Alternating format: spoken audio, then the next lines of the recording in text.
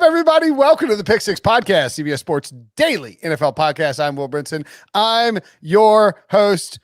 If you're listening to the podcast, it probably means that it is Friday, what day is it? April 9th. If you're watching us on YouTube or, I don't know, maybe another platform where you can view people doing things like TikTok, it could be Thursday afternoon. We're recording this myself, Ryan Wilson, Jon Breech, here to do a Mailbag podcast. What's up, fellas? Yo. Brinson, Breech, you won't believe this, but Brinson was late to the podcast again, and so late, in fact, that your daughter made her debut appearance on the podcast, and she's now 1 year old. That was great. My daughter, who is 366 days old, was more punctual than Will Brinson, which pretty much sums up Brinson's entire existence. I don't need really being beaten by a baby. Okay. So 1:45 is the new time for these mailbags on Tuesday, not 2:00 anymore. 1:45. Good to know. Anywho, I was just sitting there watching the Masters. I could have walked up here at any point. I wasn't trying to be late. I wasn't doing anything wrong. Before we get into the mailbag, a couple of housekeeping items. One, make sure and check out awesome NFL draft chatter with Josh Edwards from Thursday's show. On Monday's show, we'll have Mock Monday 9.0. That's right. Ryan Wilson will do his 32nd mock draft. And of course, it's Masters Week.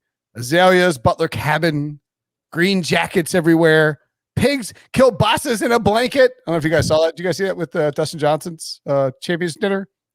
No, I haven't been watching a lot of Masters coverage. I've had CBS Sports HQ on in the background while I've been grinding on tape, but I haven't actually watched it. Sorry.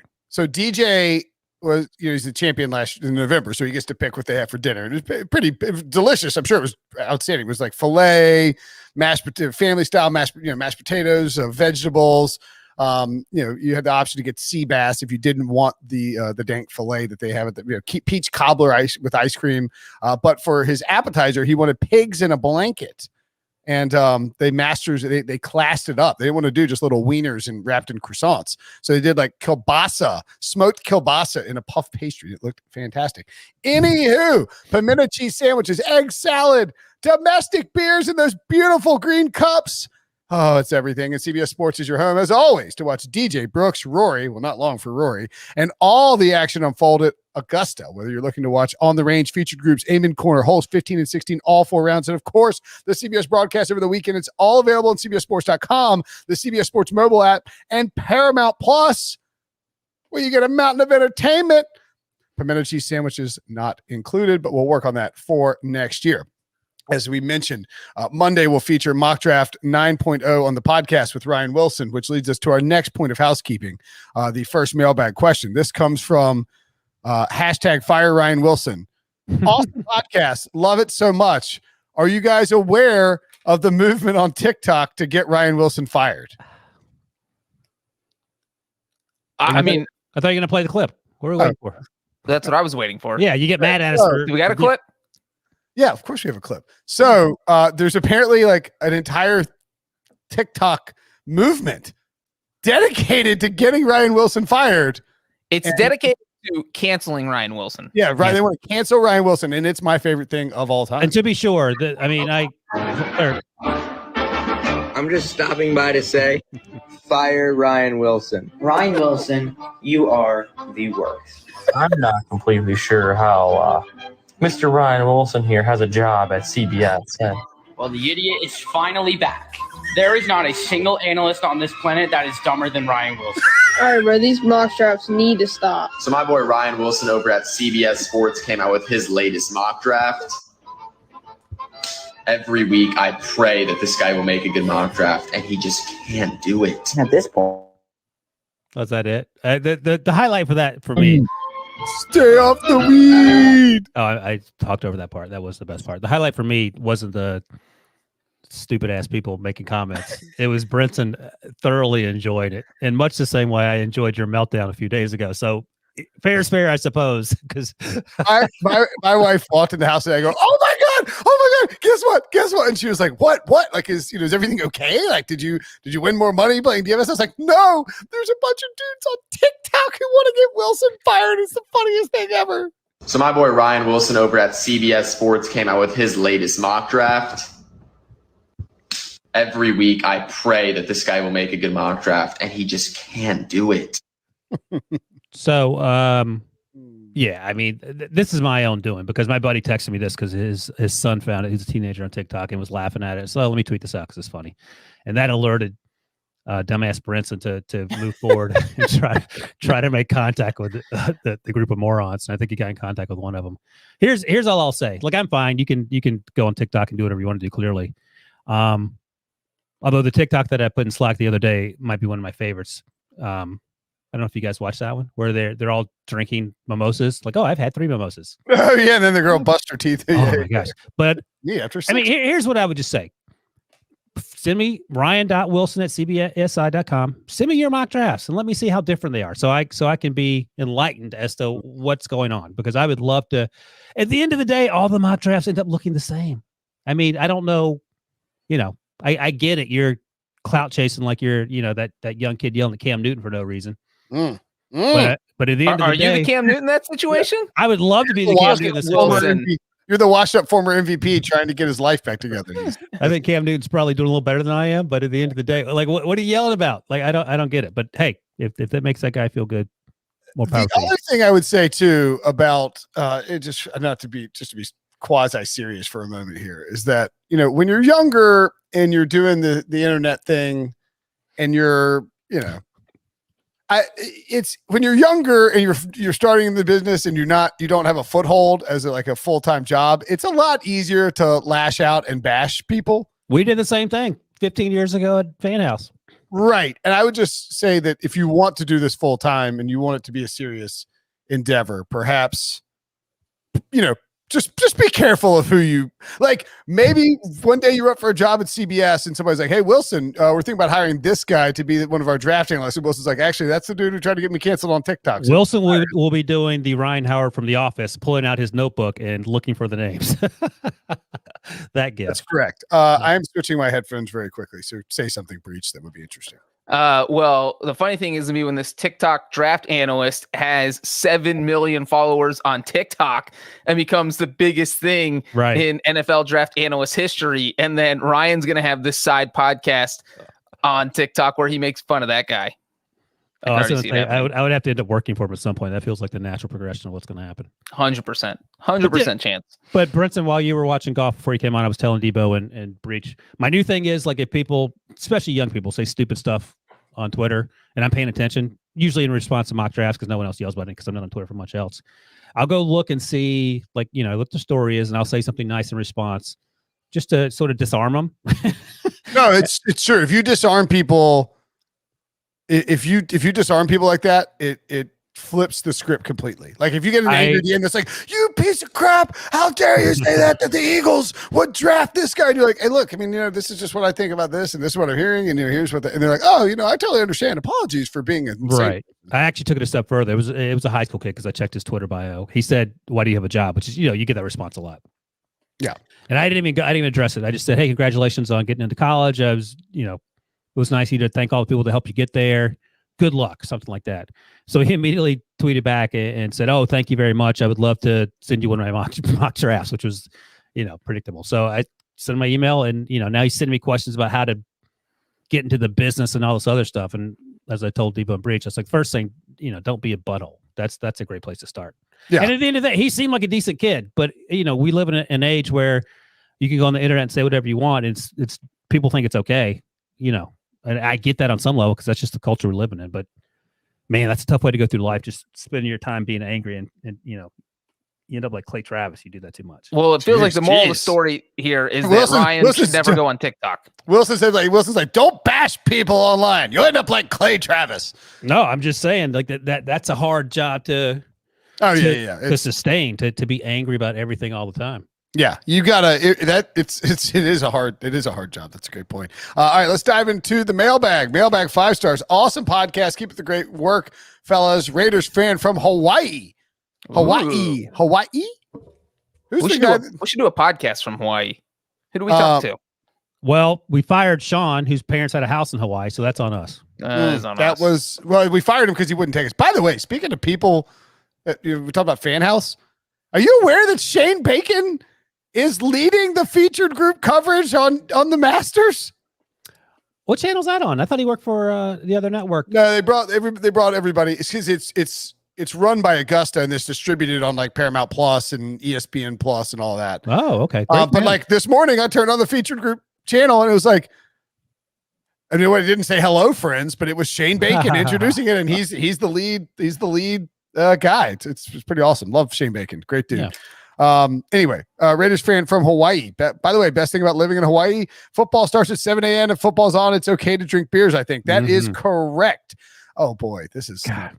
He said, is Gruden, this is from Bix and Shiv, by the way, is Gruden a good coach? Is Derek Carr the guy to take us to a championship? How does the franchise succeed, especially in the Chiefs division? Thank you. First, you petition to get moved out of that division. I think that's your best chance of competing. Your only chance. Your only chance. I think Gruden is a good coach. And Brinson, you've actually talked about this in the past. We didn't know coming back when he unceremoniously replaced Jack Del Rio, who was forced to, at his resignation, also announced he was being replaced by Jon Gruden, which I thought was weird. I didn't know what to expect. I think a lot of us didn't, but I think in terms of X's and O's and in-game stuff, he's as good as he has been. Maybe he's better.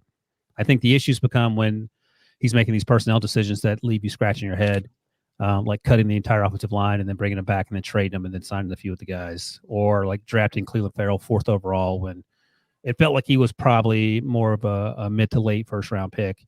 That hasn't worked out, and sometimes you take chances on guys, but I'm not sure Jon Gruden, beyond the coach, has what it takes to get the Raiders where they need to be.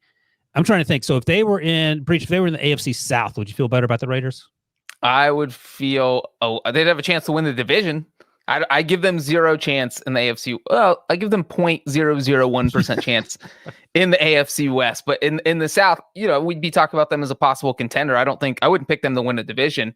And that's because the quarterback is Derek Carr. And one of this guy's questions was, is Derek Carr the guy to take us to a championship? Let me just say that I lived in a Derek Carr-like situation with Andy Dalton. Oh, there is the ceiling is the playoffs. Derek Carr is not taking you to Super Bowl. Brinson, you're nodding your head like Derek Carr is like this amazing quarterback compared to Andy Dalton. I'm nodding my head like we're less than 10 minutes into the podcast. You already managed to bring up Andy Dalton again. Well, I'm just saying there's similar quarterbacks, and that if he is your quarterback, you feel like, hey, maybe we can get to the playoffs, but you're not thinking about a Super Bowl. You're not getting to a Super Bowl just because he's not as good as these top tier guys. Yeah, I do think you're both correct. And we can address these topics about the Raiders without insulting the Raiders, because so the question is Gruden a good coach? Yes, Jon Gruden is a good coach. If you give Jon Gruden a good roster of offensive players, he's going to create a really good offense. I don't even know that you need a great roster of offensive players to have a good offensive Gruden, because I think he's that good of an offensive coach. We don't know yet if he can get the most out of a defense, but he has coached a defensive based team to a Super Bowl in his prior existence as an NFL head coach. So I think with elite defensive talent, that was Monty Kiffin and some young defensive backs coach named Mike Tomlin doing all the heavy lifting on that side. I don't think he had much to do with the defense. But I'm just saying that like he has a track record of being able to hire guys to produce quality defensive product with quality defensive players. However, Jon Gruden is not just the coach in Las Vegas. He is also the football czar and Mike Mayock's boss, regardless of what you might hear publicly. He has final say on everything. And I think that the biggest problem for the Las Vegas Raiders now and moving forward is that Jon Gruden is the guy buying the groceries. Jon Gruden, good cook. Jon Gruden, not a good grocery shopper right now. And that sort of dates back to his days in Tampa Bay too, after he won the Super Bowl and when he was really in charge of doing all that. So I think he is a good coach. I don't think that the franchise will succeed with Jon Gruden being placed in charge of acquiring all of the talent. Well, Bix and Chips asks, how do they succeed then? Like, and Breech is actually right. Derek Carr can get you to the playoffs. He's not getting you to a championship. I don't think Derek Carr, I don't think is very high on the list of things to be worried about, though. I feel like the defense is the first 11 I think if they had a top 10 defense, then Derek Carr could potentially win you a championship. Yeah, that's slow down. But they're still far away from having a top 10 defense. I mean, they're not even remotely close to that right now. They're not close to having a bottom, like a top 20 defense. Like they're in the bottom third, and it feels like closer to the bottom than the 20. Yes. So how does the franchise succeed? I mean, I think what needs to happen is Jon Gruden needs to cede some of his power in terms of personnel, or at least create, and this is hard to do for any individual with power in any position, much less a football coach. He needs to create some checks and balances, and he needs to bring other opinions in and to allow Mike Mayock to do what Mike Mayock is supposed to do, which is to identify draft, players in the draft and select. Let me ask you this 3-year plan. What are your concrete suggestions for challenging the Chiefs? Exactly. That face is exactly the answer. I mean, draft Justin Herbert. I don't. Justin Herbert on that team is not going to challenge the Chiefs. Like, I don't know what to do. I don't know what to do, because they had their biggest strength was the offensive line, and they rebooted that this offseason. They paid Tyrell Williams a ton of money. That was obviously a mistake. Defensively, I just don't think that they just have to hit a couple defensive home runs in the draft and free agency. And I don't know that that's going to magically happen in the next 3 years based on what we've seen from them so far. Breech, is there any reason to believe that the other 3 teams in the division are closer to the Chiefs than maybe we feel like they are? I think that the Raiders, you just said, what do they need to do over the next 3 years to compete with the Chiefs? And again, the Raiders were the only team in the NFL that beat the Chiefs starters during the regular season last year. So it does feel like maybe Gruden has his eyes on beating the Chiefs at the expense of now we can't beat everyone else. And they should have lost to the Jets. Exactly. So that's rough. But I do think that he is you've got to flip the defense. You got to make the defense better. And they took a small step toward that. I think hiring Gus Bradley is a huge step up over Paul Guenther, who was there and got fired last season. So I think Gus Bradley can flip that defense. I don't think there'll be a top 10 defense next year. They'll be lucky if they're a top 20 defense, but they will be better than what they had. And that's what you need. So the offense is going to produce. Maybe they're not going to produce as many points as the Chiefs offense, but Gruden has shown that he can make that offense work with whatever personnel he has. So it's just a matter of that defense slowly improving. So like Brinson said, you got to hit some home runs in the draft defensively, go out, maybe get a couple wide receivers in free agency over the next year or two, beef up that offense. But I don't think they're that far away from competing. I would be surprised if they're in the playoffs this year. I don't think they're going to win the division, but I could see them getting a wild card spot. I mean, all right. So the last 2 drafts, I can't help but think back to the 2019 draft and the Raiders having, where was that draft? Was that in Nashville? Yeah. Good God, that feels like a long time ago. That was 8 years ago. Yeah. We're sitting there and you're thinking to yourself coming into the draft, the Raiders have 3 first-round picks, and the Giants ended up picking 3 picks as well. They had to trade back in, but you're thinking you have 3 first-round picks. There's no way you can be anything but a massive winner on that first night when you write the story about who won and who lost. And yet they came away with Cleveland Farrell, Josh Jacobs, and Jonathan Abram. Like my favorite pick of those 3 was Jacobs. That's how bad and it was so the best, Abrams has made some plays when he's been out there, but he's only played 14 games so far in 2 years. Cleveland Farrell has 6.5 sacks in 26 games. They drafted him for Josh Allen, who the pass rusher for the Jaguars, who clearly looks like the better player. And Josh Jacobs could have been rookie of the year and is a dominant running back, but he's still a running back. If that's what you came away with in that draft. Now they did pick up Foster Moreau and Max Crosby has been very good. Trayvon Mullen as well. Hunter Renfrow. There's some pieces in that draft, but those first 3 picks feel like Gruden picks, and then the maybe he let Mayock do a little bit more work, and then you take Henry Ruggs over CeeDee Lamb. Damon Arnett is your first round pick at the back. They've had 5. Let's see this. They had 5 first round picks, and 3 of them are on defense, and it's like the opposite of what the Saints had in that famous 2017 draft. When you have 5 first round picks in 2 years, you need to transform your defense, and they haven't done that. Yeah. So let's play the game that I like to play. Who could you have had? So 2019, they took Cleve Farrell at 4. They could have had Devin White. Jeez. You mentioned Josh Allen. And Mike Mayock came out and said before the draft, if I do recall correctly, that he thought that Devin White was a player. I'm sure he did. Everyone else thought he was. You could have had Ed Oliver. You could have had Devin Bush. You could have had Rashawn Gary. You could have had Christian Wilkins, who he hasn't flashed, but I think that you could have Brian Burns. Montez Sweat. So Montez Sweat fits down to He's the guy you could have taken instead of taking Josh Jacobs at 20, or 24 because he went 26. But I like the Josh Jacobs pick. But you certainly could have taken him instead of taking Jonathan Abram. Josh Jacobs, though, he went at 24th. The next running back wasn't taken until 53rd overall. So it's not crazy to think that the Raiders could have picked him up. They picked it 40th in the second round. He might have still been on the board there. And they could have, like, instead of taking Jonathan Abram, who I wasn't crazy about coming out of the draft, and as you mentioned, Brinson, he's been hurt. They could have had Deebo Samuel.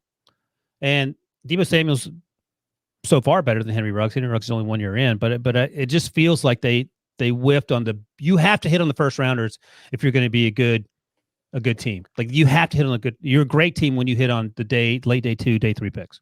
Well, and also, like, with respect to that 2019 draft, Cleveland Farrell at 4 was a shocker.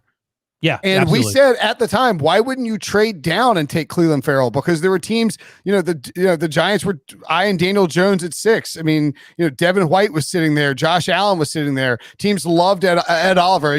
Pittsburgh traded up to 10 to get Devin Bush. I mean, there were some players on the board when they took Cleveland Farrell. And I know that it's easy to get caught up in second guessing guys who do this for a living, but like nobody had Cleveland Farrell going above Devin White, Ed Oliver, or Josh Allen, or Devin Bush. I mean, or even Christian Wilkins. So, I mean, I think with that one, and you point out the stuff with Josh Jacobs, I mean, there are just ways to make this defense better out of the gate. Or heck, I mean, package 27 and 24 and trade up and get somebody like Jeffrey Simmons. I mean, they're just.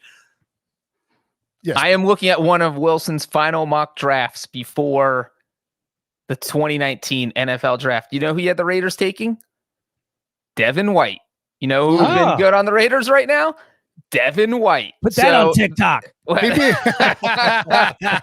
He'd be awesome on the Raiders. But and the point is, Brinson, what you just made about Cleveland Farrell, that they reached for him. They could have waited and traded down and got him later. And that's what I said about Josh Jacobs, that if you're reaching for guys and you could have gotten Josh Jacobs at 30 or 32. You could have traded up from 40th in the second round. You could have traded down with your 4th pick and ended up with more picks so you can pick more defensive guys in case you're getting whiffing on your picks like the Raiders seem to be doing. So it's not like Josh Jacobs has been bad or Cleveland Farrell has been bad. It's just that you're reaching for your picks and you have 5 first rounders the past few years. You can't be doing that every single time, or you're just getting this reputation. People want to pick behind the Raiders because they know the best guys are still going to be on the board because the Raiders aren't going to take the best guy. I mean, they drafted Lynn Bowden with the 80th overall pick and traded him before he played a practice snap for him. Right. That goes back to you can't miss on the early round pick. And I would like to note that same mock draft where Ryan had Devin White going 4th overall, he had the Raiders with the 24th overall pick taking Cleveland Farrell. Get him anyway. Don't put that on TikTok. I mean, look, I'm not saying that there were definitely picks after. I mean, that's just a wasted pick. Like, you just wasted a pick on that. 3 of their first 4 picks from last year, they had 4 picks in the top 81 selections last year, and they used 3 of them on the wide receiver position. I mean, meanwhile, something else that you can't do, you can't continually miss on guys. In 2019, the Chiefs got in the second round, Mecole Hardman and Juan Thornhill. Juan Thornhill starts. He's really good in the back end. Mecole Hardman is a contributor on that high-powered offense. Got Kalen Saunders in the 3rd round. He contributes in the inside. Rashad Fenton, who played a lot as cornerback. So, these guys aren't home runs, but they're playing and they fill needs. And I don't remember if they only draft guys from Clemson and Alabama, which I guess is fine, but not a bad strategy if you don't know what to do. Yeah, I guess. I mean, maybe you should know what to do. How about that? All right, let's One more final note. Wilson also had the Raiders taking Josh Jacobs, except in the second round. Oh, there you go. You should have ran their draft, Ryan. You should have ran their draft. Wait, so who did Wilson have them taking in the first again? Devin White, 4th overall, Cleveland Farrell, 24th overall, and Greedy Williams, 27th overall. Yeah, he's been injured. That ain't looking so good. But like that should have been the plan. Take 3 defensive players in appropriate draft slots, and like beef up your defense. All right, moving along. Sorry, we don't want to crap on the Raiders. Raiders only podcast. Yeah. Like if Jon Gruden had someone else running personnel, he'd be doing well, I think. Josh Allen, great. Question mark says moral tragedy from Apple Podcasts. Love the podcast. Only football podcast I listen to throughout the year. I want you to tell me I'm crazy. I'm a lifelong Bills fan. I am thrilled with Josh Allen, but as I was watching closely last year, it seemed the games when the stadium was empty, he was awesome. But when there were fans in the stands, he was average. Interesting. Is he going to revert to a Bengals level QB next year? When fans are in the stands every game. You needed like an Egyptian drop there for Breech. Is this amazing? I bring up Andy Dalton the first question. This guy subtly brings up Dalton with the second question. I really like this question, though, in the sense that we need to do some research on any quarterback that had their best season in 2020 and how they played with fans in the stands versus not in the stands, because that's huge, because there's nothing that is distracting you. You get to be hyper-focused on what you're doing, to pay attention to all your reads. All of a sudden, you threw Josh Allen in a nearly full stadium in the AFC title game, and he bombed. He went 28 of 48, barely completed 50% of his passes, threw an interception, got sacked 4 times. It was an ugly game. So I actually think this is something interesting and probably worth watching to see how, if Josh Allen takes a step back, you can say, well, it's because he played so well. In 2020, the only thing he could do was take a step back. Or you could say, wait, he is playing in full stadiums now. Maybe he's not as good because not as good of a player with the full crowds. Dear God, please let Justin Herbert have a good season next year, because if he doesn't, all the people, myself included, who weren't high on Justin Herbert will have a built-in excuse. That's interesting. I was laughing when I was reading this. I thought Josh Allen only played poorly in that last game, though, because I remember early on in the playoffs, my talking point, and we pretty much agreed, was that we didn't know how Josh Allen was going to do on the biggest stage, because the year before in Houston, when he threw the ball over his head, and you're like, oh my God, what is this man doing? We didn't see any glimpses of that. But again, maybe that has to do with the fact that there was no one there. I think a lot of it probably has to do with maturity, but maybe there is something to that. So I guess that's something to keep an eye on, because there definitely will be fans in the stands in 2021. There's going to be a lot of them. Well, I mean, one of the things, I don't think that Josh Allen's we do need to definitely go look at this. And I will say there is a theory in golf that, Colin Morikawa won his first major, the PGA Championship, out at Harding Park in California on CBS. During the pandemic, when there were no fans allowed at the course. And there is a theory out there that some people have floated that these younger golfers are having an easier time winning and competing in events with some of these established veteran golfers because there are limited or no fans out there. Like, even looking at the Masters right now, it is not full. It's like 25% full, maybe 40%. I don't know, somewhere between 25 and 50% full. Like, half of Tiger Woods' power was derived for a while from the roars of the crowd when he would do something big. And so, I guess my point is that the level of difficulty is increased when you have a huge thing of fans. Now, but I don't think that Josh Allen's worse because a bunch of Bills fans are in the building. Maybe it's away fans. I do think quarterbacks perform better this year, probably because there wasn't as much noise. It's way easier to operate an offense in an away game when there's 0 fans in there, right? It's tougher to operate an offense when there's easier, way easier. Yeah, no one disagrees with that. And that's the point Breech was making. I still think if you're a Bills fan and worried about it, they're probably more concerning things, because Josh Allen appears to be legit and he's made a ton of strides. I don't think you become a lot less accurate because there are 50,000 people yelling at you as opposed to 4. Now, there's also the case we made that Josh Allen, because he played at Wyoming, not exactly dealing with, huge crowds, the Wyoming Cowboys crowds. I don't know. I don't think it's something. It's not something that would concern me if I was a Bengals fan. I just think it's a Bills fan. I just think this is an interesting premise worth watching. Yeah, I agree completely with that. I would not be worried about it specifically as it relates to Josh Allen, but I do agree that this premise, and I think it applies to other sports too. Like, we saw in the bubble for the NBA, some players just played better. Like, TJ Warren came out, just played lights out. Maybe it's a crowd thing. Who knows? We like it. Moral tragedy. We'll keep an eye on it, but I wouldn't sweat your Josh Allen quarterback situation. You're in a pretty good spot with that. Probably number 2 now, if you were starting a franchise. Certainly has leapfrogged. Well, yeah, we have to wait to see what happens in what looks to be a very tenuous situation for Deshaun Watson. I mean, if you were starting your franchise today, I think Josh Allen would be the second. How many years? You're starting a franchise, so okay, yeah. You're not taking Aaron Rodgers. You're probably not taking Russell Wilson. Yeah. We know Breech is taking Andy Dalton, but everyone else is probably taking. I'm taking Joe Burrow. Burrow would be top 5. Justin Herbert. I mean Herbert's up. Yeah, Herbert's top 5 probably. Joe, Justin, and Josh, all the best quarterbacks with the J names. Patrick Mahomes John. is no J. His name's Jatrick. Jeez.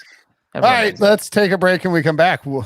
How can the Browns get better this offseason and push the Bengals further down? We'll tell you next. All right, Mahler Baller says, love the show. 1, what do you think about the Browns adding potentially 4 starters on defense in free agency? And 2, Super Friends have to do every combine event. Who does the best? All right, let's answer the Browns things first because the second answer is going to be a short one. That won't take long. So John Johnson is awesome. I love it. We read a comment on the previous show where someone was upset with Dubin for not loving it, but that was just because of the money involved. Are the 4 guys we're talking about here John Johnson? I think Anthony Troy Hill, Malik Jackson, Takk McKinley, probably. Yeah. Anthony Walker also signed, who came over from the Colts as a linebacker. And I know that he's not I don't think he's a full-time player, but I know that Darius Leonard was sorry to see him go. So maybe he's in the mix as well. Because I feel like Takk McKinley, is he even going to make the team? I wouldn't be very bullish on Takk McKinley being a starter. Because, I mean, I guess that's the question. I mean, maybe let's look at this as a whole. Do we think the Browns did a good job? I think the Browns did a good job in free agency adding to a defense in places that they needed help. Right. I agree with that. And Greedy Williams hopefully will be healthy. They have the other safety they drafted at LSU who was injured all of last year. He'll be back, the second-round pick. So they have pieces in place, but I think they do need to beef up the defensive line. Breech mentioned Malik Jackson. I don't think Takk McKinley's a solution. You could draft someone early on to get an edge rush help there, but they have safety taken care of so that you can check that box. So yeah, I think right now, I don't even know if they're second. I always forget the odds. The Ravens are favored, but I don't think the Browns are far behind, and they shouldn't be. I think it's probably closer than maybe we think right now. It is +110 Ravens, +180 Browns. Yeah. Okay. I mean, if you gun to your head, aren't you taking the Browns over the Steelers this year? Oh my God. Yeah. I thought you meant over the Ravens. I was going to think I might take the Browns first place.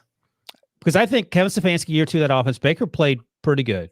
I thought Baker played well last year. They're getting Odell back, and that could be good or bad depending on Baker could have been another one of those quarterbacks who only played well because there weren't any fans. I'm gonna write down a list of quarterbacks that we need to be watching. Baker broke the rookie record for touchdowns in the season in 2 years ago. Yeah, but the Freddie Kitchens effect lasts 3 years. What is it's not like he was the best quarterback in the NFL that year, or even he should have been the rookie of the year. He should have been rookie of the year over Saquon Barkley. Okay. Yeah, I don't know about that. You just dunked on yourself. I read a story about that, demanding that Baker win rookie of the year, mainly because I had a bet on Baker to win rookie of the year. Anywho. So who wins the combine events? So that's the 40, the vertical, the broad jump, the 3-cone, the short shuttle. Are we running routes and doing pass blocking drills and all that stuff too? I think it's just the physical events. The field day stuff? Yeah. All right. So I would assume that in Breech's mind, he's winning.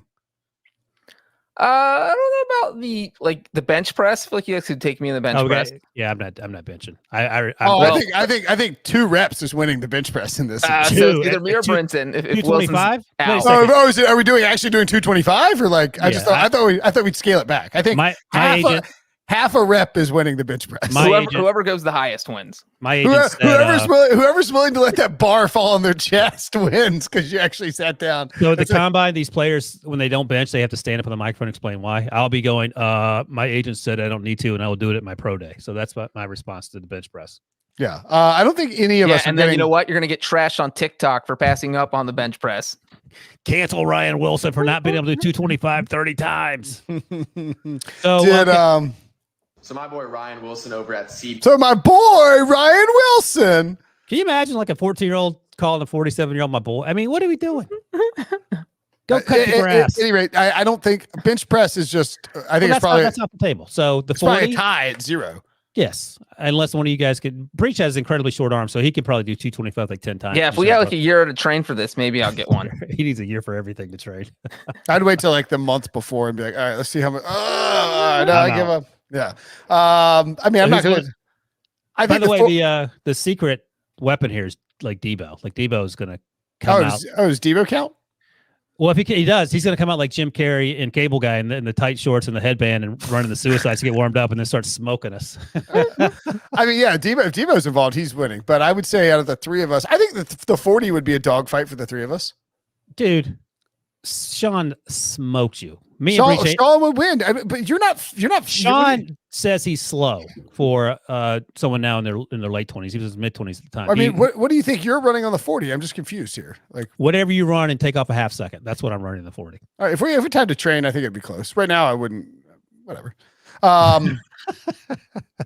mean, I'm not suggesting I'm going to win these combine skill sets, but I don't think either of you are like going to dominate. I think it'd be pretty close. I think it'd be a toss up, honestly. My age is the limiting factor. So the biggest detriment, the short shuttle. We're not running routes and all that stuff. I would give Wilson the edge right now because he's probably in the best shape. Well, Breech runs. He doesn't like to talk about it, but he runs. Well, since the baby has been around, it's been a little bit less. Yeah, Breech has a small baby. He's not doing any exercise. I think we should Breech pushes a stroller to the park. This would be the time where you could beat me right now. This is probably the most out of shape I've been. All right, Brinson, you better set the fitness years. match. We should also do the wide receiver gauntlet and have Prisco throwing the footballs. I would like to see that just for comedic value. That would be fun. Prisco can't throw, so there would never be a completion. But that would be the funny part is like Pete would be flailing everywhere with these balls, and we'd get to laugh at Pete and his inability to accurately throw. So of all the talent at CBS, is BMAC winning this thing hands down? Who would even be a second? Like is Will Middlebrooks? I don't remember him as I didn't watch live baseball. Is he athletic? Like yeah, I mean, BMAC, Brady Quinn probably. Well, Brady's not winning like the 40 in the three cone versus BMAC. That's what I'm talking about. Those drills. Danny? Well, Danny's my age, so he's obviously a much better shape. Yeah, BMAC's dominant. Because BMAC's 35, 36. I think it's the same age as Brady, maybe. Do we have like Rip or Raja? Do they? Is there anyone else, Debo, that we're missing? I don't know if Debo wants to talk. No, what do you guys think you guys would hit on the vert? Oh, 15? Like, I don't even know. 7? I was going to say, you getting a couple digits. 7? I was going to say 15 actually sounds high. Yeah, I'll start with like 9. Yeah, no idea. Brinson and Breech, though. He's almost 40. Oh, okay. So there you go. Who? BMAC. Oh, yeah. But I mean, he's a former professional athlete. Right. I think he ran a 4.45 at his combine. Yeah. A little bit slower than I would have expected. Very disappointing, Bjorn. You serious? It's pretty good. Yeah. Clip that, Debo. So is there any way, Debo, anywhere you're losing to us in these drills? Yeah, I'm not putting up any fight on the bench, but I think I got everything else under wraps. I think you would beat Sean too. Favorite NFL podcast, despite Benson being kidding, kinda. This is from the G. Oh, he spelled it BIN too. I love it. Yeah. G-Man Mets for the Apple Podcast. Well, I thought the banter sometimes drove me crazy. I listened to other NFL podcasts and found myself realizing the banter makes this pod feel like you're just talking football with your friends and actually makes it super relatable and enjoyable. If I could have the Super Friends answer one question, it would be, what is everyone's favorite sports memory? Doesn't have to be just football. It could be any sport moment you got to see live, either on TV or in person. P.S. Wilson, please stop mocking teams taking Mac Jones in the top 10. This is probably from what month is this? Probably from March before the 49ers traded up to number 3 overall. And now Wilson looks like a genius. Also, that's what that is called. That's called the that episode of Seinfeld where George is like, you don't like me at first, but then I just hang around a little bit. It's like, Costanza. And all of a sudden you just find yourself liking him. I mean, that's the whole point of the show is that you feel like you're. Yeah. That people say this podcast makes you smarter. Like in general, this podcast makes you smarter because you feel like you're smarter than we are. Like it's not like we're. No, but I mean, like the goal of the show is not for it to be like a overly produced NFL. It's not a college lecture. It's just a bunch of. Yeah. I mean, a lot of shows are like, all right, let's go to the next segment. All right, coming up. It's like, no, we're just, it's Mailbag. Yeah, there you go. That's our production value right there. That's right. As far as our production is great, we're not dogging Devo there. As far as favorite sports memory, mine is the 1991. I think it's 91. Was it 92? 1991 NLCS, and Sid Bream legging out limping, dragging his leg around third base after Rafael Cabrera, I believe it was, hit a single. Sid Bream beats Barry Bonds' throw, and the Braves go to the World Series for the first time. Was it Rafael Cabrera? That name doesn't sound familiar. It's not Raf. It's yeah. Oh, I'll look it up real quick. Yeah, I do remember that because I remember watching it. I was actually in college when that happened and watching it live, and I was a Braves fan at the time because there's a pinch hitter. Who was it? I feel like you're half right. It's Francisco Cabrera. Francisco Cabrera. There it is. I don't think it was. Who's Rafael Cabrera? Was it Rafael Ramirez? Rafael Ramirez played shortstop in the '80s for them, but he was gone by that point. It was 1992. I'm sorry, 1992. Okay. So the Braves had been to the World Series in '91 and lost to the Twins. And then this is 92. And so like at that point with the Braves having already been to the World Series once, I'm 11 years old at this point in time.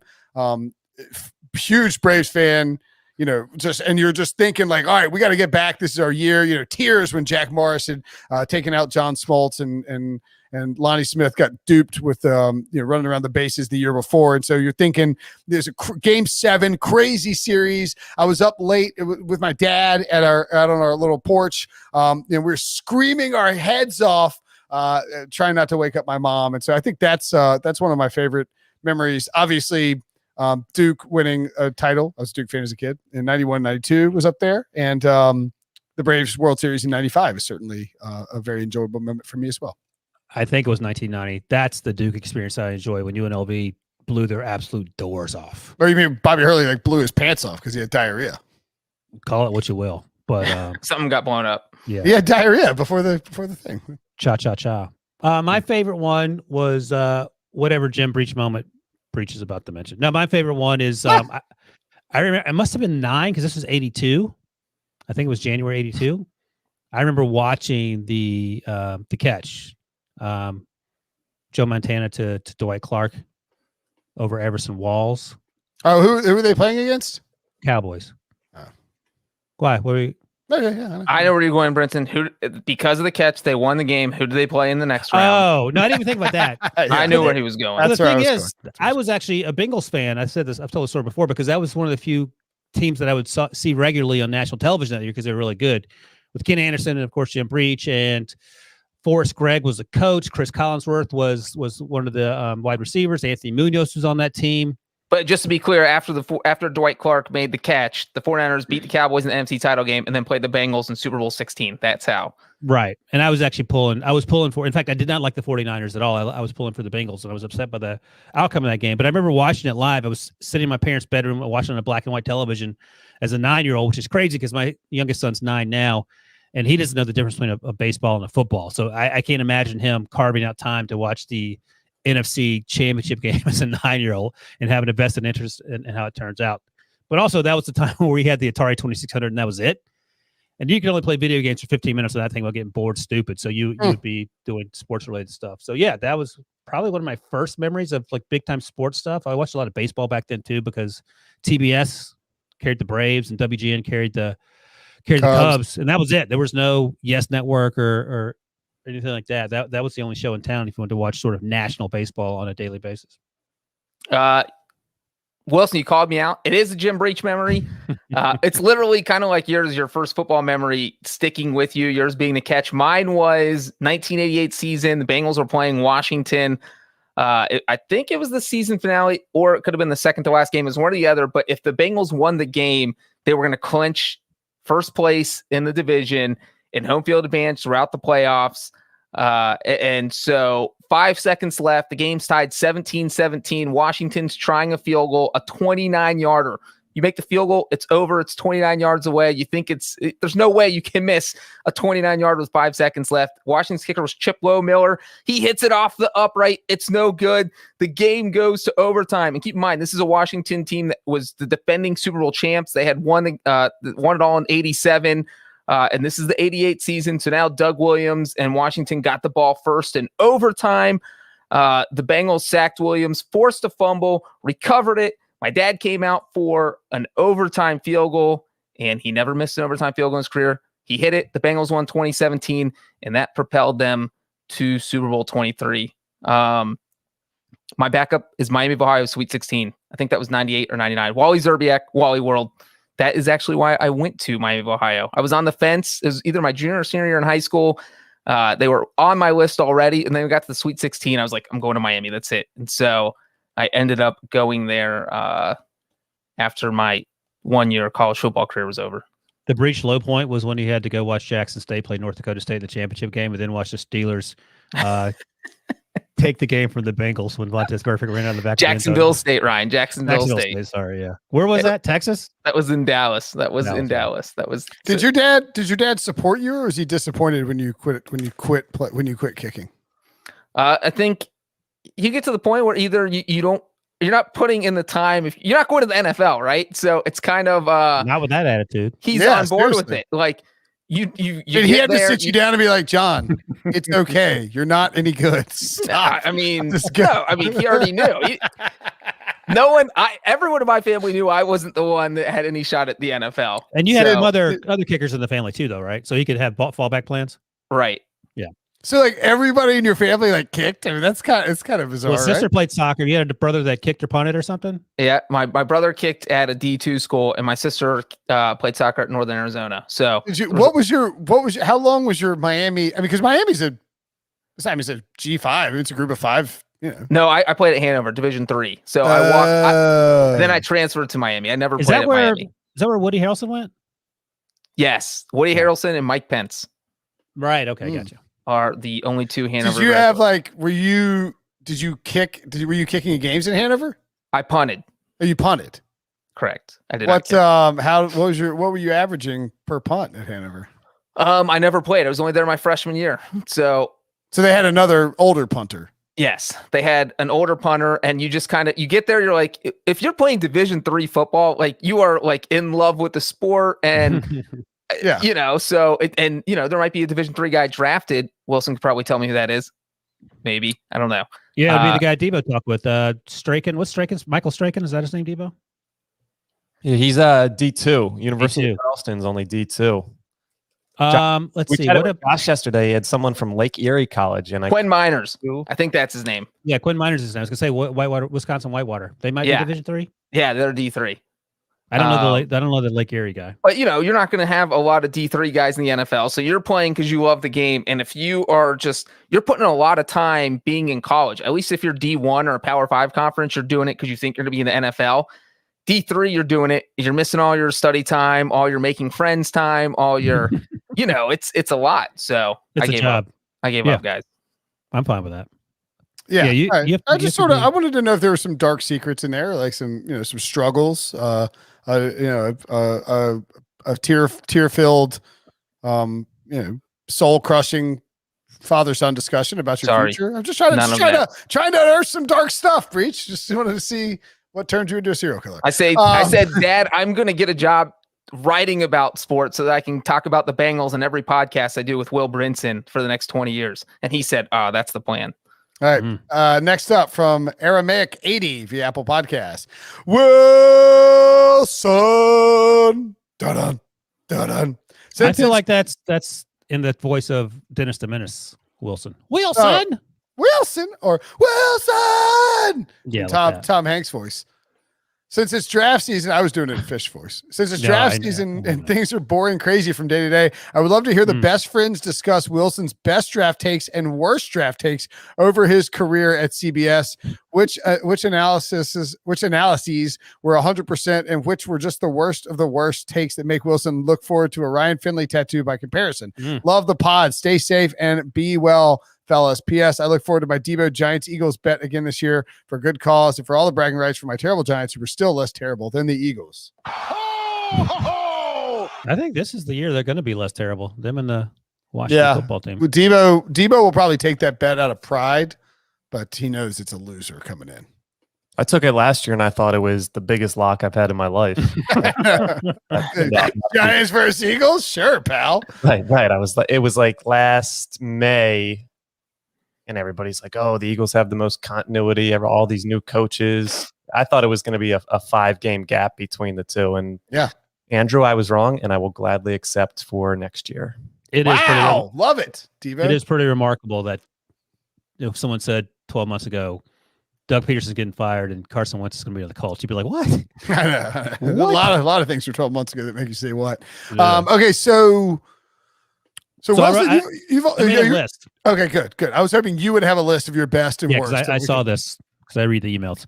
So I've only been doing this. This is only my third year doing the draft. So there's not a lot of backlog in which to dunk on me on, which is good. And by the way, this Mac Jones thing could blow up right in my face too. We'll see how that works out. If he goes in the 4th round, then I need to talk to some people about the things they were telling me.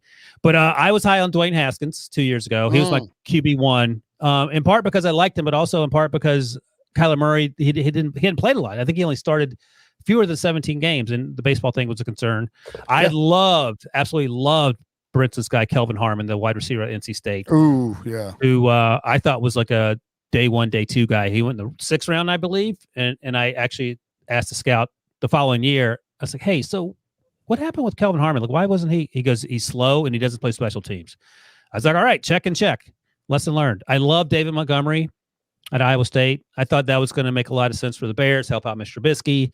And it just hasn't worked. I don't think it's entirely his fault, but he hasn't been great. He was a 2nd round pick, and it just hasn't worked out. I was dunking all over Justin Herbert from, October, November, right into the moment he was drafted. I didn't think it was a good idea. Clearly, because there were no fans in the stands, he's a fantastic player. We'll see what happens in year 2.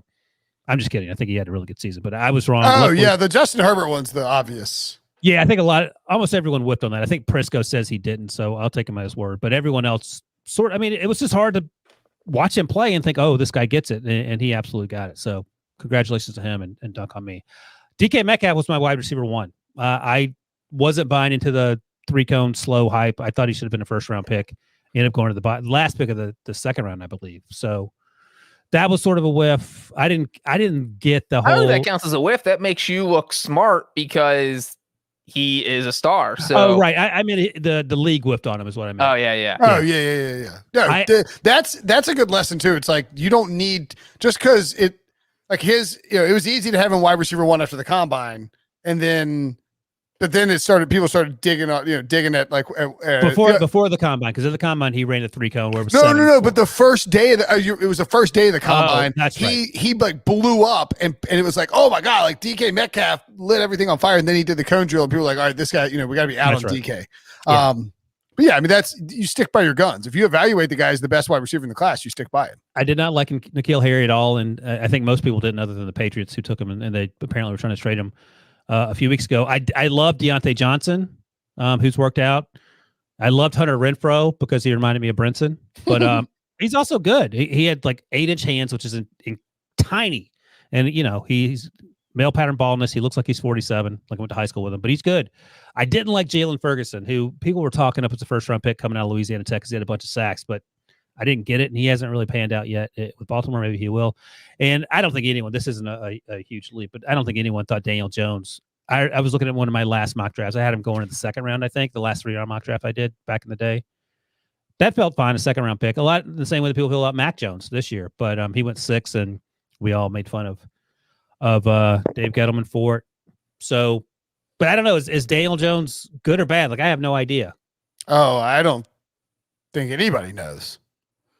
Yeah, you get an incomplete for that one. You don't get knocked for having him go in the 2nd round, but the Giants don't get credit for taking him early because you don't know. I don't think we know yet if he's good. Like this year has to be the year that he does something, though. You can't have another year like he did the last 2 years and average. I mean, he's led the league in fumbles and interceptions combined 2 years in a row. You can't do that. Like that has to stop. Yeah, I don't think we know. I think it's too early to tell on Daniel Jones. Can I give some of my draft? Yeah. I nailed. Better start with Jake Fromm.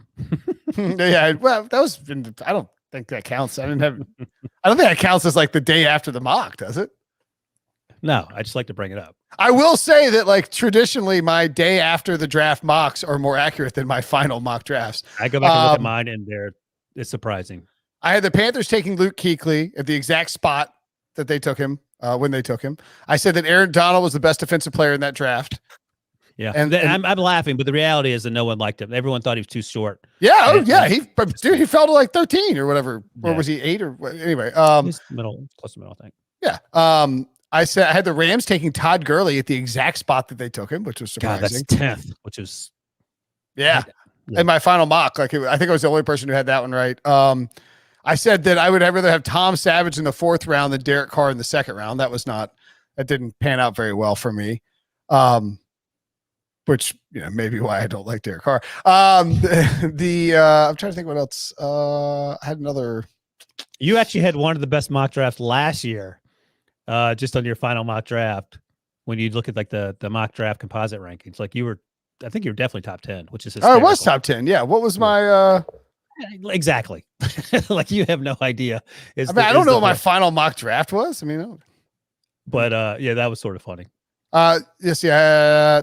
I had Simmons going to the Lions. That was I nailed Andrew Thomas 4th overall to the and then I